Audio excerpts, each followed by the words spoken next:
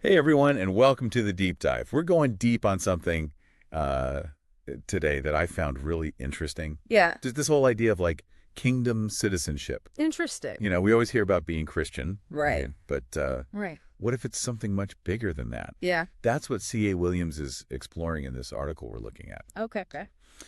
And I got to say, it was a real eye-opener when I first read it. Yeah, it's fascinating how Williams connects this whole thing Uh-huh. to C.S. Lewis's concept of mere Christianity. Oh, yeah? You know that book? Yeah, I know. Where he breaks down the core beliefs that unite most Christian denominations. Right, right. Yeah, it's like finding that common ground. Yeah. That essence of what it means to be a Christian. Exactly. But this article is kind of suggesting that there's more to the story. Yeah, there's more to it than just that. Williams really argues that Jesus didn't come to just start a religion, Okay. called Christianity, Uh-huh. but to invite us into something way bigger, citizenship in the kingdom of heaven. Wow. Now, that's a powerful statement. It is.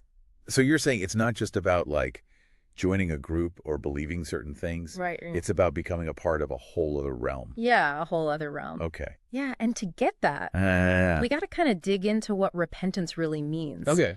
Now, when we hear repentance, we usually think about feeling sorry for our mistakes. Right. But in the original Greek, Mm. the word metanoia actually means to change one's mind. Oh, wow. Yeah. So it's not just about feeling bad, but Yeah. really fundamentally shifting how we see things. Yes. Aligning our whole worldview with this kingdom. Exactly. Yeah, it's like trading in our old map Okay. for a brand new one that shows us the way to the kingdom. Yeah. And that new map changes everything. Yeah. I can see how that would be life-changing for sure. But It- to be honest, the idea of a kingdom, Yeah. it can feel kind of abstract. Sure. Yeah. How does this work in practice? Well, think about it like this. Oh. Like immigrating to a new country, Okay. you'd have to adapt to their laws and customs, right? Right. Their whole way of life. Yeah. The kingdom of heaven's kind of similar. Okay. It has a King Jesus, Right. and his kingdom has its own set of principles and values. So it's like pledging allegiance to this new ruler Exactly. and embracing his way of doing things. Yeah, a great way to put it. Oh, And just like any country, there are terms and conditions to entering the kingdom, okay. but these aren't arbitrary rules. Right. They're principles designed to help us thrive Okay. in this new reality. So I'm starting to see the distinction here. Good. It's not just about saying you believe, but living in a way that aligns with the kingdom's values. Yeah, living it out. Okay, but what about people who already consider themselves Christians? Yeah. Does this idea of kingdom citizenship, change anything for them? That's where it gets really interesting. Okay. The article suggests that just focusing on being Christian Yeah. might lead people to focus on the rituals and routines of religion Okay. rather than experiencing the full depth Right. of what it means to be a citizen of the kingdom. You mean they might miss out on, the real adventure? Yeah, exactly. The transformative power of living under the king's rule? Yeah, they might be missing out on all these incredible resources and blessings that are available to citizens of the kingdom. So it's about going beyond just attending church or following certain traditions. Yeah, it's about more than that. Okay, so what are some of those resources you mentioned? Well, think about it. Okay. As citizens of an earthly kingdom, Yeah. we have access to certain benefits and protections. Right. Similarly, as citizens of the kingdom of heaven, we gain access to spiritual resources that empower us to live differently. Okay, that makes sense. Yeah. But what exactly are these spiritual resources, and how do they benefit us in our daily lives? That is a great question. Yeah, and one we definitely need to unpack further. Yeah. It's about tapping into a whole new dimension of living, experiencing the reality of the kingdom's power Okay. in very tangible ways. This is pretty mind-blowing stuff. It It is. feels like we're just scratching the surface here. We are. There's so much more to explore. Oh, We haven't even touched on what it means to be an ambassador for the kingdom. an ambassador. Yeah. Now that's intriguing. Tell me more. Yeah, tell me more. Well, let's dive into that in the next part of our deep dive. All right, listeners. Stay tuned. We'll be right back with more on this incredible concept of kingdom citizenship Absolutely. and what it truly means to represent the king. Don't go anywhere. We'll be right back.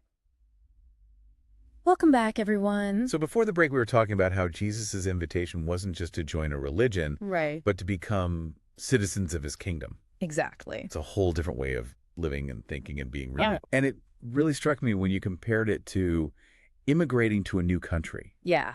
Like having to adapt to new laws and customs. Yeah. A whole new culture. Absolutely. That really brings it home. Yeah, it's like trading our old citizenship for a new one. Yeah. Embracing a whole new set of values and priorities.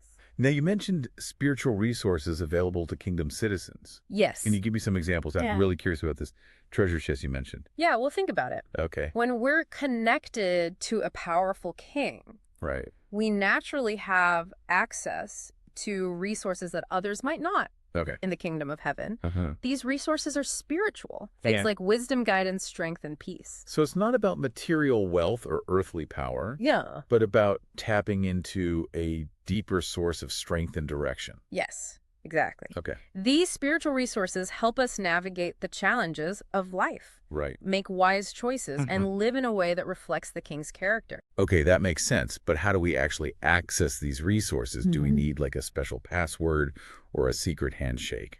I love that you're thinking practically. Yeah. I remember that word metanoia we talked about, that radical change of mind.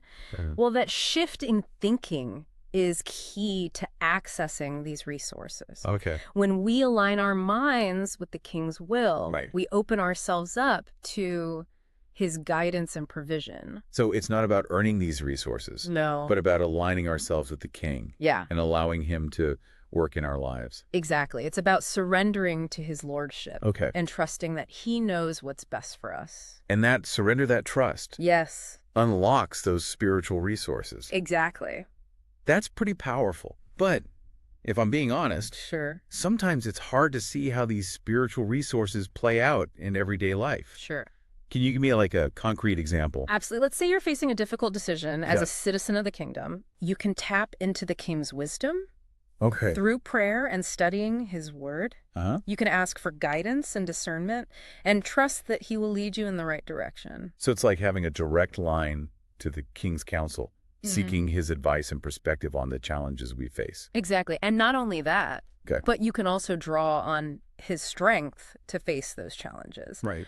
When you feel weak or overwhelmed, you can tap into his supernatural power to overcome obstacles and persevere. Okay, now I'm really starting to see how this kingdom citizenship thing isn't just some abstract idea. Good. It has real practical implications for how we live our lives. It does. It does. And it doesn't stop there. Okay. The article talks about how kingdom citizens aren't just recipients of blessings. They're also called to be ambassadors. Whoa, hold on, ambassadors. That sounds like a pretty big deal. It is. It is. It means representing the king and his kingdom to the world around us. So it's not just about our personal transformation. Right. But about sharing the king's message and values with others. Yes, that's right. Okay. It's about being a living, breathing example of what it means to live under his rule. Okay.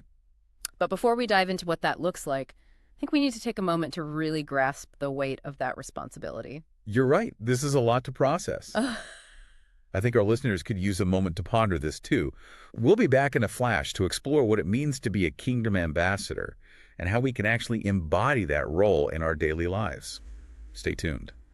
All right, so we're back and ready to tackle this whole ambassador thing. Yeah. I got to be honest, when you first mentioned it, I was picturing, diplomats in fancy suits at state dinners. Yeah, I can see that. But being a kingdom ambassador, it sounds like it's less about those formal titles and more about how we live our lives. Yeah, it's about embodying the king's values and reflecting his character in everything we do. So it's less about what we say and more about how we act. Exactly. Like showing people what the kingdom's all about through our actions.